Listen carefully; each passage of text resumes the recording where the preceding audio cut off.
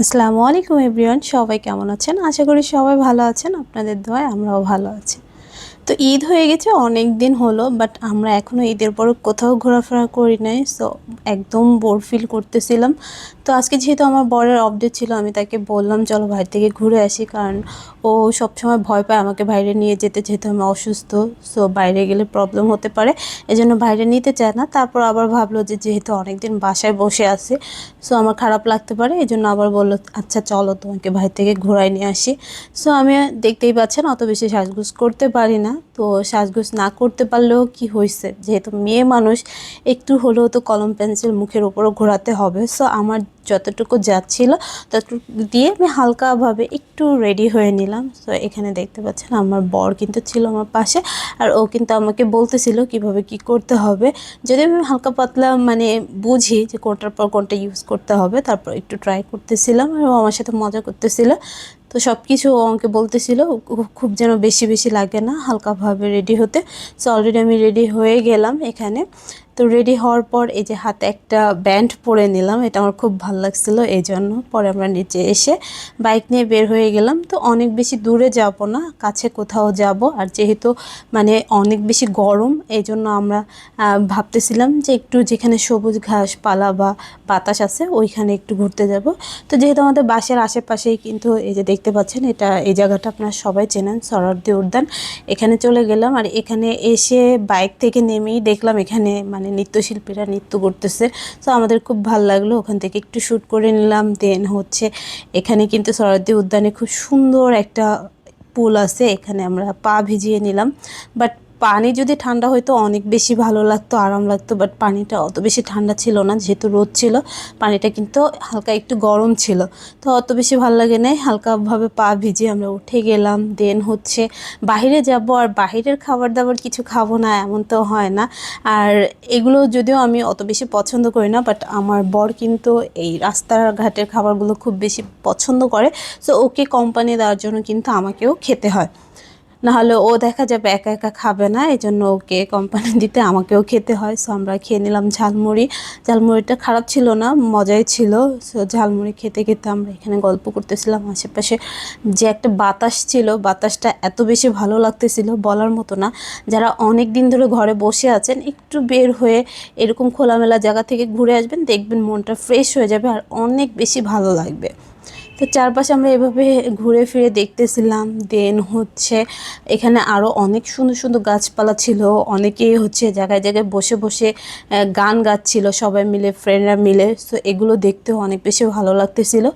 আশ্চর্য হবেন, এই যে যে গাছটা, এই গাছটা কিন্তু মানে এরকম অনেক গাছ আমরা এখানে সোহরাওয়ার্দী উদ্যানে দেখেছি, বাট এটা কিন্তু একদমই পরিচিত কোনো গাছ আমার লাগে নাই।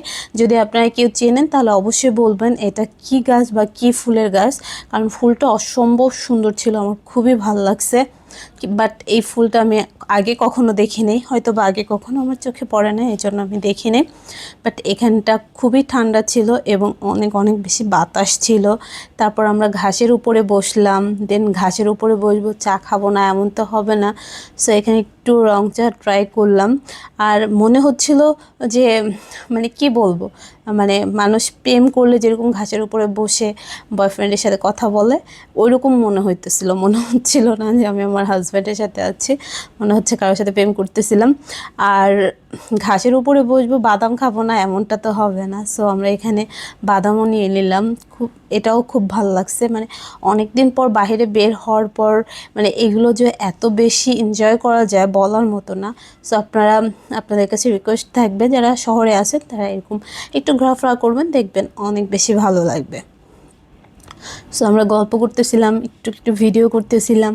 আর হচ্ছে যেটা যেটা আসতেছিল সেটা সেটা আমরা বসে বসে এখানে বসে বসে খেতেছিলাম। বাট আমার মানে এভাবে বসে থাকতে ভীষণই আনকমফোর্ট ফিল হচ্ছিল, মনে হচ্ছিলো একটা টুল বা একটা চেয়ার হলে আমি আরাম করে বসতে পারতাম, কারণ আমি আরাম পাচ্ছিলাম না। বাট ওইখানকার যে বাতাসটা ছিল সেটা কিন্তু আমাকে খুবই আরাম দিছে।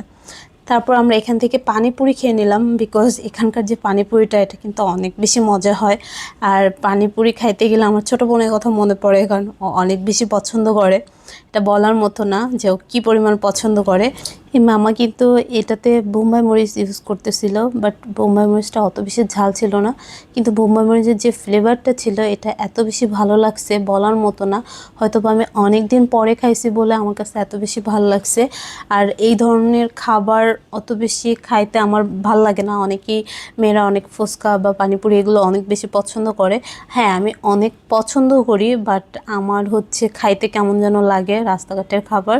সো এই জন্য আমি খেতে পারি না। বাট বললাম না যে আমার বরকে কোম্পানি দেওয়ার জন্য জাস্ট আমার খেতে হয়, না হলে দেখা যায় ওর এত বেশি পছন্দ ও খাইতে পারে না আমার জন্য। পরে বাসায় এসে বলে তুমি খাবা না আমি খাবো, এটা কেমনে হয়, এই জন্য মানে ও খায় না, এই জন্য আমার পরে দেখা যায় খেতে হয়। সো এখানে আমরা দুজন বসে খাচ্ছিলাম, বাট খুব মজা ছিল। আমিও অনেক মজা পাইছি, অনেক দিন পরে খাওয়ার জন্য হয়তো বা এত বেশি মজা পাইছি, বা এই জিনিসটা হয়তো বা এই সময় অনেক বেশি ভালো লাগে এই ধরনের খাবার দাবার, এই জন্য হয়তো বা ভালো লাগছে। তারপরে এখানে আমরা দুজন মিলে খাবার খাচ্ছিলাম। দেন হচ্ছে যেহেতু বেলা শেষ হয়ে আসছিল, এখানে সুন্দর একটা পাখি ছিল, দেখতে পাচ্ছেন পাখিটা এখানে আমাদের সাথে অনেক সময় ছিল। ওকেও কিন্তু আমরা খাবার যখন দিয়েছি তখন ও আবার উড়ে চলে গেছে আর কি যেন বলতেছিল, খুব ভাল লাগছে। দেন হচ্ছে আমরা ঘোরা শেষে আবার বাসায় চলে আসলাম, আমাদের ঘোরাফেরা আজকে শেষ। সো আরেকদিন অন্য কোনো ব্লগে আপনাদের সাথে কথা হবে। সবাই ভালো থাকবেন, আমাদের জন্য দোয়া করবেন। আল্লাহ হাফেজ।